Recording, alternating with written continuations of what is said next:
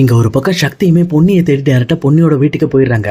ஆனா வீட்ல போய் பார்த்து வீடு பூட்டி இருக்கிறத நினைச்சிட்டு ரொம்பவே வருத்தப்பட ஆரம்பிக்கிறாங்க. அது மட்டும் இல்லாம பொன்னியை நினைச்சு கவலைப்பட்டுக்கிட்டே அந்த திண்ணையிலே படுத்து தூங்கிடுறாங்க. ஏன்னா எப்படியாவது பொன்னியை கண்டுபிடிக்கணும். முதல்ல நம்ம இந்த ஊர்ல இருக்கிற பொன்னியை எப்படியோ தேடணும் அப்படின்ற மாதிரி அவருமே அங்கேயே வேற வழி இல்லாம படுத்துறாரு. அடுத்த நாள் காலையில சண்முகமும் இந்த பக்கம் பொன்னியை தேடி அங்க வராங்க. அங்க வந்தவன தான் தெரியுது சக்தியுமே பொன்னியை தேடி பொன்னியோட வீட்டு வாசல்லே படுத்து தூங்கிட்டாருன்னு சொல்லிட்டு. அப்ப சண்முகமும் சக்தியை தட்டி எழுப்பிட்டு, என்னாச்சு சக்தி, இங்க என்ன படுத்துட்டு இருக்க? இதென்ன பொன்னியோட வீடு, பொன்னி இங்க இல்லையா அப்படின்ற மாதிரி கேட்குறாங்க. அப்போ சக்தியுமே, இல்லைண்ணா இங்கே இல்லை, நான் தேடி பார்த்துட்டேன், அவள் எங்கே போனானே தெரியல, பேசாமல் இந்த ஊருக்குள்ளே தான் விசாரிச்சு பார்க்கணும் அப்படின்ற மாதிரி ரெண்டு பேரும் சேர்ந்து பக்கத்து வீட்டில் இருக்கிறவங்க கிட்ட விசாரிக்கலாம்னு சொல்லி போகிறாங்க. ஆனால் அவங்களுமே எங்கள் சக்தியை பார்த்தோன்னா ரொம்பவே கோவப்பட ஆரம்பிக்கிறாங்க. என்ன தம்பி, இப்போ பொன்னியை காணுன்னு சொல்லி எங்ககிட்ட கேட்க வந்திருக்கீங்களா? உங்களை பற்றி எல்லாத்தையும் நாங்கள் நியூஸ்லையும் பேப்பர்லையும் பார்த்துட்டோம்ப்பா. நீங்கள் இந்த அளவுக்கு பொன்னிக்கு கொடுமை பண்ணியிருப்பீங்க நான் நினைக்கவே இல்லை. சொல்லப்போனால் உங்கள் மேலே ரொம்ப நம்பிக்கை வச்சிருந்தோம். பொன்னியை மாதிரி ஒரு நல்ல பொண்ணு கிடைக்கிறதுக்கு நீங்கள் கொடுத்து வச்சிருக்கணும். ஆனால் நீங்கள் என்னன்னா அந்த பொண்ணு ரொம்ப கஷ்டப்படுத்திருக்கீங்க. முதல்ல இங்க இருந்து போங்க, உங்க முகத்துல முடிக்கவே பிடிக்கல அப்படின்ற மாதிரி பொன்னி வீட்டுக்கு பக்கத்துல இருக்கவங்களும் இங்க சக்தியையும் சண்முகத்தையும் மதிக்காம அங்கிருந்து கிளம்ப சொல்றாங்க. இங்க சக்திக்குமே வேற வழி இல்லாம அவர் மறுபடியுமே சண்முகத்தை கூட்டிட்டு இந்த பக்கம் ஊருக்குள்ள போறாங்க.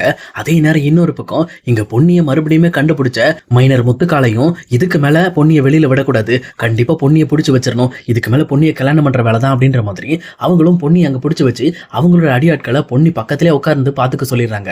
இங்க பொன்னிக்குமே இதுக்கு மேல தப்பிக்கிறதுக்கு வழி இல்லாம என்ன பண்றதுன்னு தெரியாம அவங்களும் தகச்சு போய் நின்றுட்டு இருக்காங்க. என்ன வேற வழியே கிடையாது. இங்க முத்துக்காலையுமே எப்படியாவது பொன்னியை கல்யாணம் பண்ணும் அப்படின்ற ஒரு ஐடியால தான் இருக்காரு. அதுக்கு யாரு குறுக்க வந்தாலும் அவங்கள முடிக்கிற மாதிரி பிளானோட தான் இருக்காரு.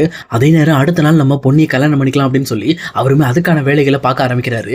அதே நேரம் இன்னொரு பக்கம் இங்க சக்தியும் சண்முகமும் பொன்னியை தேடி ஊர் ஊரா அலைய ஆரம்பிக்கிறாங்க. சொல்லப்போனா அந்த ஊருக்குள்ள எல்லா இடத்துலையும் பொன்னியை பத்தி விசாரிச்சுக்கிட்டு இருக்காங்க.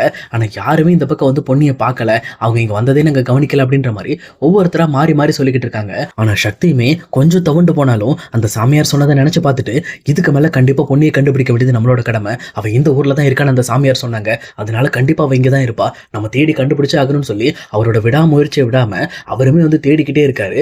அப்ப கரெக்டா ஏற்கனவே பொன்னியை பார்த்து துரத்திட்டு போன ரெண்டு பேருமே டீ கடையில் நின்று பேசிக்கிட்டு இருக்காங்க. அப்ப சக்தியுமே சரி டீ கடையில போய் விசாரிக்கலாம்னு சொல்லிட்டு இந்த பக்கம் பொன்னியோட போட்டோவை காட்டி விசாரிக்கிறாங்க. ஆனா அவங்களுமே டீ கடைக்காரரு, இல்லப்பா இந்த பொண்ணை நான் பார்க்கலப்பா, பார்த்தது இல்லை அப்படின்ற மாதிரி சொல்லிடுறாங்க. அதே நேரத்தில் சண்முகமும், சக்தி நீ காலையிலேருந்து எதுவும் சாப்பிடாம இருக்க, முதல்ல நீ ஒரு டீயாவது சாப்பிடு அப்படின்ற மாதிரி இந்த பக்கம் அவங்க கிட்ட சொல்றாங்க. இது கிட்டோட சக்தியுமே வேற வழி இல்லாம அவரும் ஒரு டீ வாங்கிக்கிறாரு. இன்னொரு பக்கம் சண்முகத்திலையும் ஒரு டீ வாங்கி கொடுத்து ரெண்டு பேரும் டீ சாப்பிட்டு நின்றுட்டு இருக்காங்க. ஆனா அதே நேரத்துல பொன்னியை கண்டுபிடிச்சு கொடுத்து சன்மானம் வாங்கணும்னு நினைச்ச அந்த ரெண்டு பேருமே பொன்னியை பத்தி பேசிக்கிட்டு இருக்காங்க. அப்ப அதை கரெக்டா சக்தியுமே கவனிக்க ஆரம்பிக்கிறாரு. அவங்க ரெண்டு பேருக்குள்ள அந்த பொண்ணு 2 நாளைக்கு முன்னாடி இங்கதான் இருந்தா, எப்படியாவது அவளை கண்டுபிடிச்சு கொடுத்து ஒரு அமௌண்ட்டை தேத்திடலான்னு பார்த்தா அந்த பொண்ணையே காணுமே, ஒருவேளை இந்த ஊரை விட்டு போயிருப்பாளோ அப்படின்ற மாதிரி இவங்களுக்குள்ள பேசிக்கிட்டு இருக்காங்க. அப்ப இது கரெக்டா கவனிச்ச சக்தியுமே அவங்க ரெண்டு பேர்கிட்டயுமே, ஆமா நீங்க எந்த பொண்ணு சொல்றீங்க, இந்த போஸ்டர்ல இருக்கிற பொண்ணி அந்த பொண்ணு சொல்றீங்களா அப்படின்ற மாதிரி கேட்கறாங்க. அப்ப அந்த அடையாட்களுமே, நீ யாரியா, நீ அந்த பொண்ணை பிடிக்கிறதுக்கு தான் இந்த ஊருக்கு வந்திருக்கியா, அந்த பொண்ணு இந்த ஊர்ல இருக்குன்னு யார் உனக்கு சொன்னது அப்படின்ற மாதிரி கேட்கறாங்க. அதே நேரம் இன்னொரு பக்கம் எங்க சக்தி ரொம்ப டென்ஷன் ஆயிட்டு அவங்களோட சட்டையை பிடிச்சிட்டு, அவ என்னோட மனைவிடா, அவளை தேடிதான் நான் வந்திருக்கேன், அவ எங்க இருக்கா, இந்த ஊர்லயா இருக்கா அப்படின்ற மாதிரி கேட்கறாங்க. அப்ப அவங்க ரெண்டு பேருமே பயந்து போயிட்டு, இங்க பாருங்க என்கிட்ட கோவப்படாத, இந்த பொண்ணை 2 நாளைக்கு முன்னாடி நாங்க இங்க பார்த்தோம், பார்த்துட்டு எப்படியாவது இந்த பொண்ணை கண்டுபிடிச்சலாம் தான் நாங்க ட்ரை பண்ணோம், நாங்களும் துரத்தி எல்லாம் போனோம், ஆனா இந்த பொண்ணு எங்க கிட்ட இருந்து ஓடி போயிடுச்சு. ஆனா இந்த பொண்ணு இந்த ஊரை விட்டு போகலன்னு மட்டும் எங்களுக்கு தெரியும், இந்த ஊருக்குள்ளதான் எங்கே இருக்கு, அது எங்க இருக்குங்கிறது தான் கண்டுபிடிக்க நாங்க ரொம்பவே கஷ்டப்பட்டு இருக்கோம் அப்படின்ற மாதிரி அவங்க எல்லாருமே சக்தி கிட்ட இந்த பக்கம் பொண்ணு இந்த ஊர்ல தான் இருக்காங்க அப்படிங்கிற விஷயத்த கன்ஃபார்ம் பண்றாங்க. இதை கேட்டோன்னு தான் இந்த பக்கம் சக்திக்கு ரொம்பவே நிம்மதியா இருக்கு. அப்ப பொண்ணு இங்க தான் இருக்கா, அப்ப கண்டிப்பா நம்ம கண்டுபிடிச்சிடலாம் அப்படின்னு சொல்லிட்டு அவரோட முடிவோட இங்க சண்முகத்தை கூட்டிட்டு சும்மா கிட்டத்தட்ட மணிக்கணக்கா தேட ஆரம்பிக்கிறாரு. அவரும் எவ்வளவோ தேடியுமே இந்த பக்கம் பொண்ணு கிடைக்கவே இல்லை, கிட்டத்தட்ட இருட்டியே போயிடுது. அதுக்கப்புறம் இங்க சண்முகமும் சக்தியும் ரொம்பவே டயர்டாகி நடந்து வந்துட்டு இருக்காங்க. அப்ப கரெக்டா ஒரு பாதி கட்டி மீதி கட்டாம இருக்கிற ஒரு வீட்டு வாசல்ல நின்று ஒரு கொத்தனாருமே அவரோட மேஸ்திரிக்கு கால் பண்ணி, இங்க பாருங்க நீ சொன்ன மாதிரி இந்த வீடை சரியான டைம்ல கட்டி முடிக்க முடியாதுன்னு நினைக்கிறேன், ஏன்னா மைனர் முத்துக்காலனுக்கு நான் கால் பண்ணேன், அவர் காலை எடுக்கவே மாட்டேன்றாரு, திருவிழா ஸ்டார்ட் ஆகிறதுக்குள்ள வீடு ரெடி ஆகணும்னு சொன்னாரு, அதுக்கான வேலைகளை நான் பண்ணிக்கிட்டு இருக்கேன், ஆனா இந்த வீட்டுக்கான எக்யூப்மெண்ட்ஸ் எல்லாம் இன்னும் இறங்கவே இல்லைன்னு, நான் என்ன பண்ண முடியும் சொல்லு அப்படின்ற மாதிரி அவருமே சண்டை போட்டுட்டு இருக்காரு. சொல்லப்போனா இந்த மைனர் முத்துக்கால அப்படின்ற பேரை கேட்ட உடனே சக்திக்கு பக்காவா இங்க முத்துக்காலையோட முகம் ஞாபகம் வருது. ஏன்னா இங்க முத்துக்காலைய பொன்னியை கல்யாணம் பண்ணிக்கணும்னு சொல்லி ரொம்பவே வற்புறுத்தி கடனின் பேர்னால இங்க பொன்னியை கட்டாயப்படுத்தி கல்யாணம் பண்ணிக்க பார்த்திருப்பாங்க. அதை தடுத்துட்டு தான் இந்த பக்கம் சக்தி பொன்னியை கல்யாணம் பண்ணியிருப்பாரு.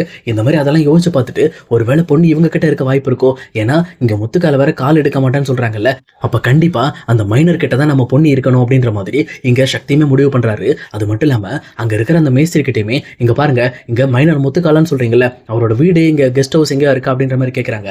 அதே நேரத்தில் அந்த மேஸ்திரியுமே இங்க பாருங்க தம்பி, மைனர் முத்துக்கால இந்த ஊர்ல ரொம்ப பெரிய மனுஷன், அவருக்கு இந்த ஊர்ல கிட்டத்தட்ட 8-9 வீடு இருக்குப்பா, நீங்க பாத்தீங்கன்னா ஷாக் ஆயிடுவீங்க, அந்த அளவுக்கு பெரிய பெரிய வீடா இருக்கு. அதே மாதிரி பழைய வீடுங்களை வாங்கி போட்டும் அடிக்கடி கட்டி சேல் பண்ணுவாரு, அந்த மாதிரி ஒரு 3-4 வீடு இருக்கு அப்படின்ற மாதிரி அந்த டீட்டெயில் எல்லாத்தையும் அந்த கொத்தனார் சொல்லிக்கிட்டு இருக்காங்க. உடனே அதை கேட்ட உடனே இந்த பக்கம் சக்தி முடிவு பண்றாரு, அப்ப அந்த வீட்டோட அட்ரஸ் எல்லாம் கொடுங்க அப்படின்ற மாதிரி அந்த கொத்தனார் கிட்ட இருந்து டைரக்டா அந்த வீட்டோட அட்ரஸ் எல்லாத்தையுமே இங்க சக்தியும் சண்முகமும் எழுதி வாங்கிக்கிறாங்க.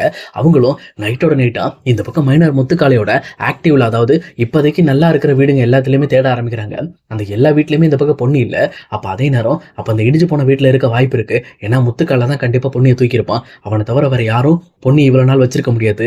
ஏன்னா பொண்ணு வெளியில இருந்திருந்தா இப்ப நியூஸ்ல நடக்கிற விஷயங்களை பார்த்துட்டு கண்டிப்பா வந்திருப்பா, அவ வேற யாரோ கஸ்டடியில இருக்கா, அதனாலதான் இந்த பக்கம் பொண்ணு நம்மளை தேடி வராம இருக்கான்னு சொல்லி முடிவு பண்ணிட்டு இந்த பக்கம் முத்துக்காலோட எல்லா ப்ராப்பர்ட்டியுமே ஃபுல்லாவே வந்து இவர் தேட ஆரம்பிக்கிறாங்க. அதே நேரத்துல இங்க பாலடைஞ்ச வீட்லயுமே 2 வீடுக்கு தேடி முடிச்சதுக்கு அப்புறமும் பொண்ணு கிடைக்கல, இன்னும் ஒரே ஒரு வீடு தான் இருக்கு, அதுவுமே பொண்ணு வீட்டு பக்கத்துல தான் இருக்கு, அதை நம்ம பாத்துருவோம் அப்படின்ற மாதிரி டைரக்டா இங்க சண்முகமும் சக்தியும் இந்த பக்கம் பொண்ணியை கடத்தி வச்சிருக்க அதே வீட்டுக்கு போறாங்க. ஆனா அங்க போனதுக்கு அப்புறம் தான் தெரியுது, எங்க அந்த வீட்டு வாசல்ல நிறைய பேர் உட்காந்து சீட்டு விளையாண்டுகிட்டு இருக்காங்க. அவங்க கிட்ட போன சக்தியுமே இங்க பாருங்க, இங்க இந்த பொண்ணு பாத்தீங்களா, இந்த பொண்ணை தேடி நான் வந்திருக்கேன் அப்படின்ற மாதிரி பொண்ணியோட போட்டோவை காமிச்சு அவங்களும் கேட்கறாங்க. ஆனா அந்த போட்டோவை பார்த்த அந்த அடியாட்களுமே, அடடா அண்ணி, அண்ணியோட போட்டோ ஒன் எப்படி தான் வந்துச்சு அப்படின்ற மாதிரி இங்க சக்தியோட சட்டையை பிடிச்சி கேட்கறாங்க. இங்க சக்திக்கு ஒண்ணுமே புரியல. அண்ணியா, இவங்க இவங்க பேர் பொன்னி, என்னோட ஒய்ஃப் தான் இவங்க அப்படின்ற மாதிரி சொல்றாங்க. உடனே அங்க இருக்கிற அடியாடுமே சக்தியோட கண்ணத்துல பலார்னு ஒரு அறை விட்டு, என்னது உன்னோட ஒய்ஃபா, எங்க அண்ணன் இந்த பொண்ணை தான் கல்யாணம் பண்ணிக்க போறாரு, இந்த பொண்ணை கல்யாணம் பண்ணிக்கிறதுக்காக வேலைகள்லாம் நடந்துகிட்டு இருக்கு, நாளைக்கு கல்யாணம், நாளைக்கு நேரா அந்த பொன்னியம்மன் கோயில்ல வந்து பாரு அப்படின்ற மாதிரி இந்த பக்கம் சக்தி அங்கிருந்து தள்ளி விடுறாங்க. ஆனா சக்திக்கு தெரிஞ்சிருது, அப்பனா பொண்ணு இங்க தான் இருக்கா, பொண்ணு இவங்க தான் பிடிச்சு வச்சிருக்காங்கன்னு சொல்லி தெரிஞ்சுக்கிட்டு ரொம்பவுமே கோபத்தோட தன்னை தள்ளி விட்டு நெஞ்சிலே ஓங்கி ஒரு மிதிக்கிறாரு. மிதிச்சு அடுத்த செகண்டே அவன் மயங்கி விழுந்துறான். இதை பார்த்தோன்னா மற்ற அடியாட்களுமே ரொம்பவே பயந்து போயிடுறாங்க. ஆனா சக்தியும் சண்முகமும் சேர்ந்துட்டு, இதுக்கு மேல உங்களை சும்மா விட மாட்டேன்டா, என் பொண்ணுக்கு கல்யாணமா, இதுக்கு மேல விட மாட்டேன் அப்படின்ற மாதிரி கோபத்தோட அங்க வெளியில இருக்கிற அடியாட்கள் எல்லாத்தையும் அடிச்சு போடுறாங்க. அதே நேரம் இங்க வெளியில அடிக்கிற சவுண்டு, கத்துற சவுண்ட்லாம் கேட்ட உடனே அங்க உள்ள இருக்கிற 2 அடியாட்களுமே வேக வேகமா கிளம்பி வெளியில வராங்க. வெளியில வந்த உடனே இங்க சக்தியும் சண்முகமும் சேர்ந்து எல்லாரையும் அடிச்சிட்டு இருக்கிறத பார்த்துட்டு அவங்களும் டென்ஷன் ஆகி போயிட்டு இந்த பக்கம் ஒரு சின்னதா நைஃப் மாதிரி எடுத்துட்டு சக்தி பின்னாடி போயிட்டு டக்குன்னு சக்தியோட ஷோல்டர்லேயே சொருகிடுறாங்க. இந்த பக்கம் சக்தி ரொம்பவே பதறி போயிடுறாரு. ஆனா அதே நேரத்துல அது எதையுமே பொருட்படுத்தாம அந்த கத்தியை வச்சு குத்துன அந்த அடியால பிடிச்சி முன்னாடி போட்டு சும்மா விழுன்னு வெளுத்துக்கிட்டு இருக்காரு. இந்த ஒரு பக்கம் சண்முகமும், சக்தி உனக்கு காயப்பட்டிருக்கடா அப்படின்ற மாதிரி அவங்களும் வந்து பதற ஆரம்பிக்கிறாங்க. ஆனா சக்தி ஒரு பக்கம் சண்முகத்திட்ட, அண்ணா நீ முதல்ல அந்த உள்ள போய் பாருனா, கண்டிப்பா பொண்ணு அங்கதான் இருப்பா அப்படின்ற மாதிரி இங்க உள்ள அனுப்புறாங்க. அப்பதான் ஸ்ட்ரக்டா சண்முகம் உள்ள போனவன்னு தெரியுது, பொண்ணியை கட்டி போட்டு வச்சிருக்காங்கன்னு சொல்லிட்டு அங்க போன சண்முகமும் பொண்ணியை பார்த்துட்டு வேக வேகமா பொண்ணியோட கட்டெல்லாம் அவுத்து விட்டுட்டு அங்க இருந்து பொண்ணியை கூட்டிட்டு வெளியில வராங்க. ஆனா வெளியில வந்த பொண்ணியுமே இங்க ரத்த காயத்தோடு இருக்கிற சக்தியை பார்த்த உடனே மிரண்டு போயிடுறாங்க. அவங்களுக்கு என்ன பண்றதுனே தெரியல. ஆனா சக்தியுமே, பொன்னி நீ வந்துட்டியா அப்படின்ற மாதிரி பொண்ணியை பார்த்த உடனே மயங்கி கீழே விழுந்துடுறாங்க.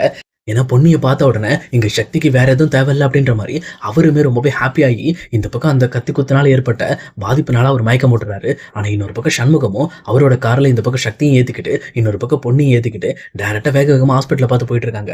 ஆனா பொண்ணியோட மடியில சக்தி படுத்துக்கிட்டு அவருமே மயக்க நிலையில இருக்காரு. இன்னொரு பக்கம் பொண்ணியுமே, சக்தி எந்திரிங்க, சக்தி உங்களுக்கு என்னாச்சு, எந்திரிங்க, இது தப்பு எல்லாம் என்னோட தான் அப்படின்ற மாதிரி அவங்களும் பயங்கரமா ஃபீல் பண்ணி சக்தியை நினைச்சால ஆரம்பிக்கிறாங்க.